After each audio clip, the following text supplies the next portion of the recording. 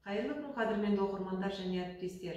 Парасат жолы адалдық алаңы жобасы аясында жемқорлық күрделі әлеуметтік мәселе тақырыбында округ қызметкерлерінен сұрақ-жауап алып көрдік. Біз сіздермен Талды ауылдық округі әкімінің аппаратының алдында тұрмыз. Қазір Талды ауылдық округінің әкімінің орынбасары Нұргүл Оразқызымен сұхбат жүргіземіз. Қайырлы күн, Нұргүл Оразқызы. Елімізде болып жатқан қазіргі өзекті мәселенің бірі сыбайлас жемқорлық екенін өзіңіз де білесіз. Осыған орай сізге бір-екі сауалым бар еді. Және сыбайлас жемқорлық дегенді қалай түсіндіресіз және онымен күресудің әдіс тәсілдерін атап өтсеңіз.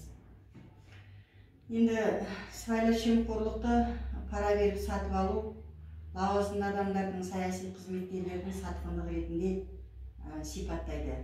Қазақстан Республикасының сыбайлас жемқорлықпен күрес туралы заңы сыбайлас жемқорлыққа келесідей анықтама береді. Ол мемлекеттік міндеттерді орындайтын адамдар, сондай-ақ оларға теңелген адамдар өздерінің лауазымды қызметтерін және онымен байланысты мүмкіншілікті немесе өз құзыреттерін басқаша пайдаланып, мүліктік пайда алу үшін заңмен қарастырылмаған мүліктік жайлылықты және артықшылықты қабылдау, сондай-ақ жеке және заңды тұлғалармен аталмыш жайлылықты және артықшылықты оларға заңсыз беруге осы адамдарды парамен сатып алу болып табылады. Енді сыбайлас жемқорлықты қалай жоюға болады? Енді сыбайлас жемқорлықты жою үшін пара бермеу керек және алмау керек. Мақсатты нәтижелерге жету үшін өз мүмкіншілігіменен жетуге тырысу керек. Парақорлықты көрген жерде жаңа жергілікті органдарға, сенім телефондарына хабарласып, хабар беріп отыру керек. Енді талай сыбайлас жемқорлық, құқық бұзушылықтар азаматтардың өз құқықтары мен заңды мүдделерін іске асырған кездегі құқықтық сауаттылығының әлсіздігінен орын алып отырады. Енді сыбайлас жемқорлықпен күрестің басты қағидасы қылмыстық фактілерге бей-жай қарамау және көз жұмбау екендігі. Сыбайлас жемқорлық біздің өміріміздің әлеуметтік нормасына айналып кетуіне барлық Қазақстан Республикасының азаматтары бірдей атсалысу керек деп ойлаймын. Рахмет, Нұргүл Оразқызы.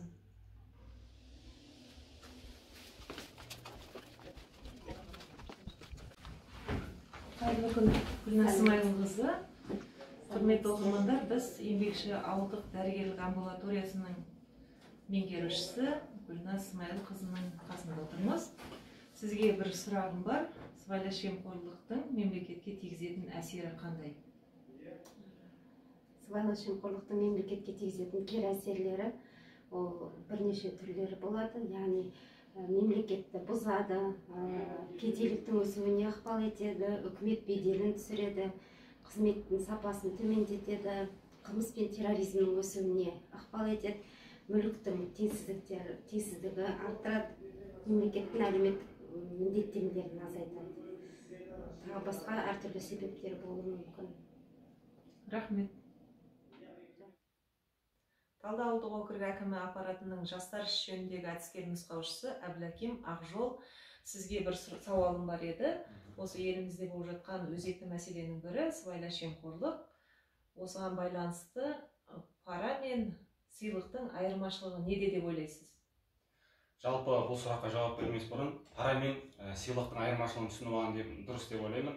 Пара дегеніміз бағанағы мемлекет қызметкерлерге, құқық қорғау органдарының қызметкерлеріне немесе дәрігерлерге берілетін сыйақы. Бұл яғни сіздің әрекеттілігіңізге немесе әрекет етпеуіңізге арнайы жасалған қызмет түрі. Яғни сіз сол ақшаны ала отырып, сіз оған белгілі бір қызмет көрсетесіз. Бұл Қазақстан Республикасының қылмыстық кодексінде көрсетілген. Бұндай жағдайда сізге жаза қолданылады, бас бостандығынан айырылу немесе айыппұл түрінде. Ал енді сыйлыққа келетін болсақ, сыйлық кез келген адам сізге сыйлауы мүмкін. Ол мысалға мереке, мейрам күндері сізге көшеде кетіп бара жатқан адам тәттілерді, не болмаса көңіліңіз көтеру мақсатында кітап немесе брошюраларды тарату мүмкін. Ал енді сыйлық алу өте ойландыратын жағдай, себебі сыйлық алған адам оның құндылығын ойлау керек. Егер сіз мемлекеттік қызметкер бола тұра 5000 теңгеден жоғары құндылығы бар зат алатын болсаңыз, сіздің бұл бұл жағдайда пара болып есептеледі және сіздің бас бостандығыңыздан айырылуы мүмкін. Қазіргі қоғамда параның белең алуына байланысты сіздерді өзімізден бастауға шақырамын. Пара алмаңыздар және пара бермеңіздер.